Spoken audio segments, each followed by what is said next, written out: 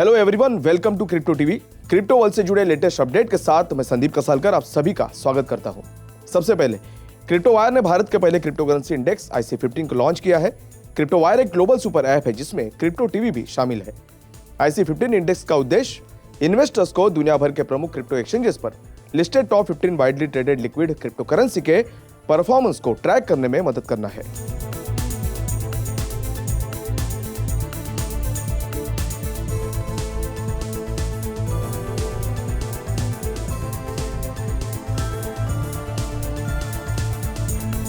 आइए देखते हैं क्या कुछ हुआ क्रिप्टो की दुनिया में। रुक करते हैं पहले हेडलाइंस की ओर।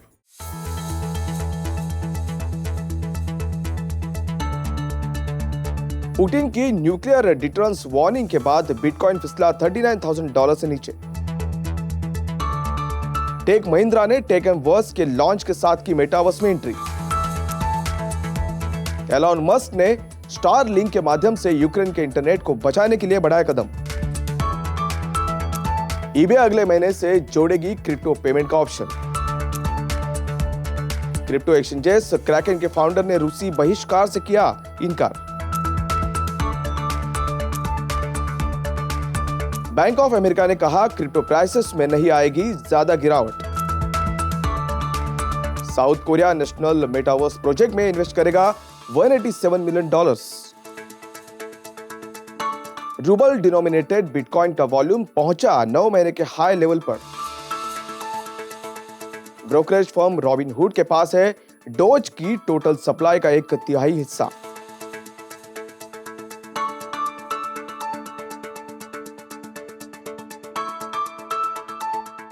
अब देखते हैं खबरें विस्तार से। रशियन प्रेसिडेंट व्लादिमीर पुतिन की न्यूक्लियर डिटरेंस अलर्ट की घोषणा के बाद मंडे को बिटकॉइन की कीमत $39,000 के करीब नीचे फिसल गई। संडे को रशियन प्रेसिडेंट व्लादिमीर पुतिन ने सैंक्शंस और दूसरे मेजर्स के जवाब में अपने न्यूक्लियर फोर्सेस को अलर्ट पर रखने की बात कही।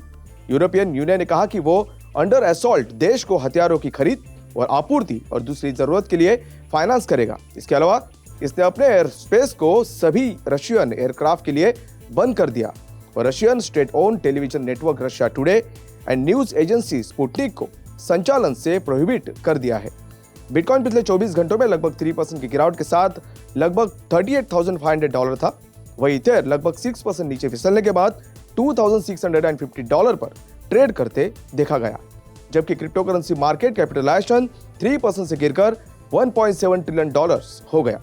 टेक महिंद्रा लिमिटेड ऑटोमोबाइल और ट्रैक्टर मेजर महिंद्रा ग्रुप की सॉफ्टवेयर बनाने वाली शाखा है जिसने टेक एम वर्स के लॉन्च के साथ मेटावर्स की दुनिया में एंट्री की है।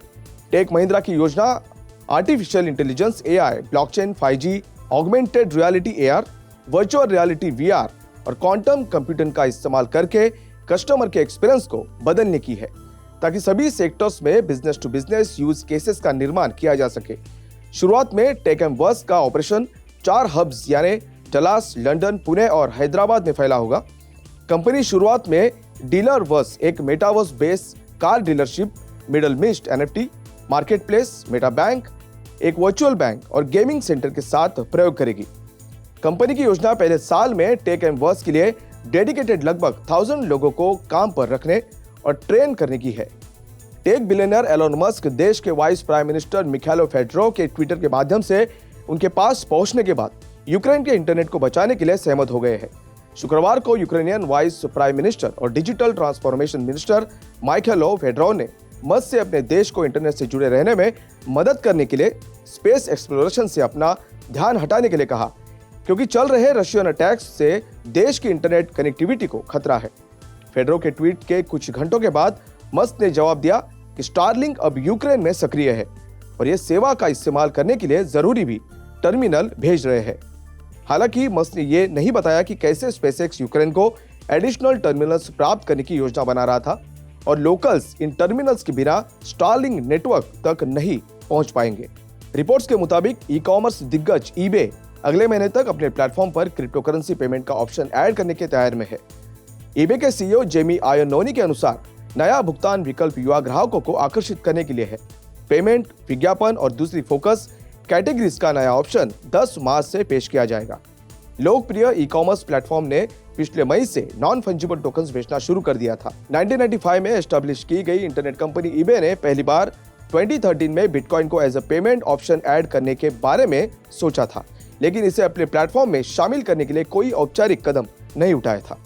यूक्रेन के उप प्रधानमंत्री मिखाइलो फेडोरोव ने ट्विटर के माध्यम से सभी प्रमुख क्रिप्टो एक्सचेंजेस को रशियन एड्रेसेस ब्लॉक करने के लिए कहा। हालांकि क्रिप्टो एक्सचेंजेस क्रैकन के फाउंडर जेसी पॉवेल ने फेडोरोव के ट्वीट को रीट्वीट करते हुए कहा कि वो फेडोरोव के अनुरोध के पीछे तर्क को समझते हैं, लेकिन उनको कंपनी ऐसा करने के लिए कानूनी आवश्यकता के बिना अपने रूसी ग्राहकों के खातों को फ्रीज नहीं कर सकती है।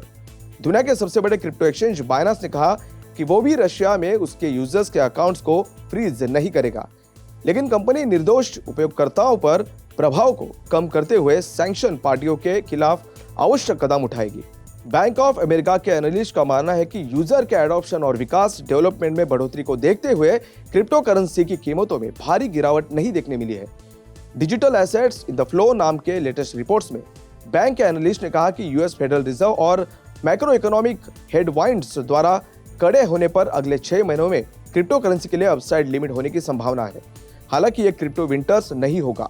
बैंक के अनुसार क्रिप्टो बाजार के हालिया ट्रेडिंग रेंज से बाहर निकलना मुश्किल होगा जब तक कि पोटेंशियल रिसेशन की चिंताओं को छूट नहीं दी जाती। साउथ कोरिया के आईसीटी साइंस और फ्यूचर प्लानिंग मिनिस्ट्री ने देश के भीतर डिजिटल कंटेंट के ग्रोथ और कॉर्पोरेट ग्रोथ का सपोर्ट करने के लिए एक ब्रॉड मेटावर्स इकोसिस्टम बनाने के लिए $186.7 बिलियन इन्वेस्ट करने की बात कही है। मिनिस्ट्री ने 27 फेब को एक ऑफिशियल स्टेटमेंट में लिखा है कि एक्सपांडेड वर्चुअल वर्ल्ड नाम के एक ऑल इनकम्पासिंग मेटावर्स इकोसिस्टम बनाने में 4 मेन ऑब्जेक्टिव्स को पूरा करने के लिए फंड्स को स्पेंड किया जाएगा। मिनिस्ट्री ने कहा कि वो कम्युनिटी ओरिएंटेड क्रिएटिव एक्टिविटीज, एक मेटावर्स डेवलपर कॉन्टेस्ट और एक हैकाथॉन को होस्ट करेगा। ऐसे में गवर्नमेंट एजेंसी अपने मेटावर्स को सिटीज, एजुकेशन और मीडिया के वर्चुअल इंडस्ट्री ग्रोथ के एक्सपांड के लिए एक प्लेटफॉर्म के रूप में इस्तेमाल करने का इरादा रखती है।